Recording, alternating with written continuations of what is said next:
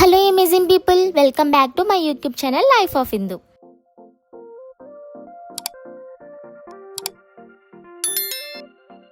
Summer వచ్చింది అంటే అందరికీ ఏం గుర్తొస్తుంది?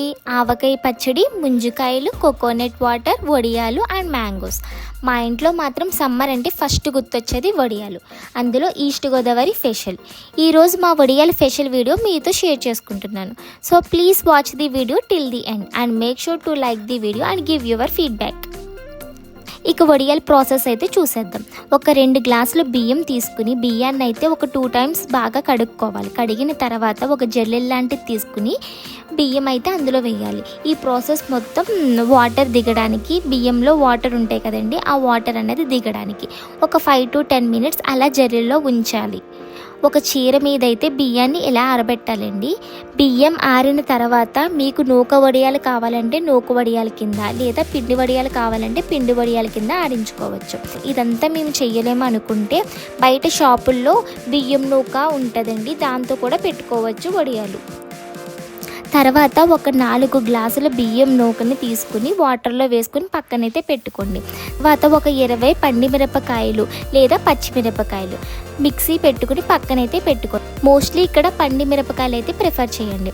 తర్వాత ఒక పెద్ద గిన్నె తీసుకుని ఆ గిన్నెలో ఒక 10 సంబుల వాటర్ అయితే పోసుకోండి. అండ్ మీకు పెద్ద సబ్జాలు కావాలనుకుంటే పెద్ద సబ్జాలు వేసుకోండి, చిన్నవి అనుకుంటే చిన్నవి వేసుకోండి. పెద్దవి అనుకుంటే మాత్రం ఇప్పుడే వేసేసుకోండి, చిన్నవి వేసుకోవాలనుకుంటే వాటర్ కొంచెం మరుగుతున్నాయి అన్నటప్పుడైతే వేసుకోండి. ఇక్కడ మా మమ్మీ అయితే పెద్ద సబ్జాలు యూస్ చేస్తుంది, అందుకని చెప్పి వాటర్తో పాటే మేము సబ్జాలు కూడా అయితే వేసేసాం. వాటర్ మరుగుతున్న టైంకి ఈ నానబెట్టిన నూక అయితే ఇందులో వేసేయండి. 5 to 8 minutes దాకా అలా మూత పెట్టి స్టవ్ మీద ఉంచుకోండి. తర్వాత సాయి పెసరపప్పు ఒక 1/2 cup అయితే వేసుకోండి ఇందులో. ఇక్కడ నుంచి మొత్తం ఇంకా తిప్పుతూనే ఉండాలండి, లేదా అరిగంటేస్తుంది వడియాలన్నవి. ఇలా వచ్చిన తర్వాత పక్కన పెట్టుకున్న పండిమిరపకాయలు పేస్ట్లు ఇందులో వేసుకుని బాగా తిప్పండి. ఇంకా అలా తిప్పుతూనే ఉండండి. నెక్స్ట్ జీలకర్ర, ఇది ఆప్షనల్ అండి, మీకు కావాలంటే వేసుకోండి, ఫ్లేవర్ కోసమండి. మీకు ఫ్లేవర్ నచ్చితే వేసుకోండి, ఫ్లేవర్ నచ్చకపోతే పక్కన పెట్టేసేయండి.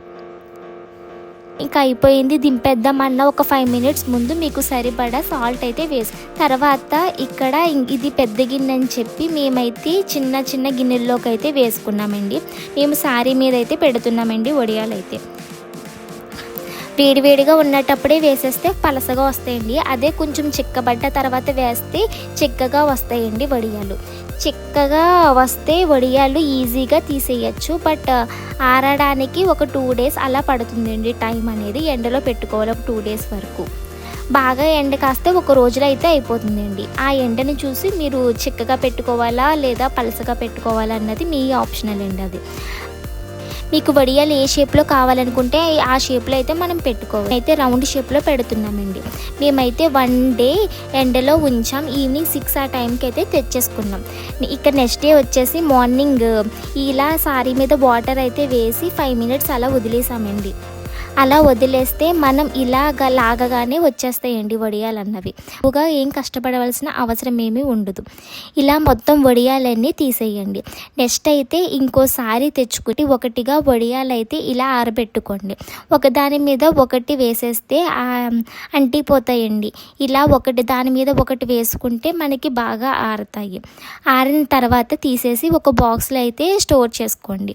అంతేనండి, వడియాలు చాలా పెద్ద ప్రాసెస్లా ఉంటుంది కానీ చాలా ఈజీగా అయిపోతుంది అండ్ తక్కువ ఖర్చులతో అయితే అయిపోతుంది. చాలా గుల్లగా కారంగా చాలా బాగా వచ్చాయండి వడియాలు అన్నవి. Thanks for watching. వీడియో నచ్చితే like and share. See you on next video.